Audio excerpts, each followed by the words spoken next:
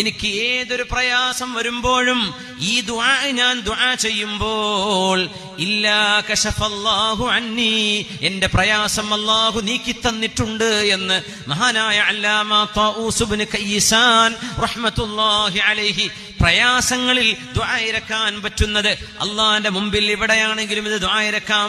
ഹറമിലാണിത് നടന്നത്. പക്ഷേ നമ്മുടെ വീടിലെ മുസല്ലയിൽ കിടന്ന് പറയാം, റബ്ബേ നിന്റെ മുറ്റത്താണ് ഞാൻ, നിന്റെ മുമ്പിൽ വന്ന ഫഖീറാണ് ഞാൻ, മിസ്കീനാണ് ഞാൻ എന്നർത്ഥം വരുന്ന ഉബൈദുക ബിഫിനാഇക, مسكينك بفنائك، سائلك بفنائك، فقيرك بفنائك. ഇത് അഹ്ലു ബൈത്തിൽപ്പെട്ട സയ്യിദ് കുടുംബത്തിൽപ്പെട്ട തങ്ങളായ അലി ഇബ്നുൽ ഹുസൈൻ റഹ്മത്തുള്ളാഹി തആല അലൈഹി മഹാനവറുകളുടെ പ്രാർത്ഥനയാണ്.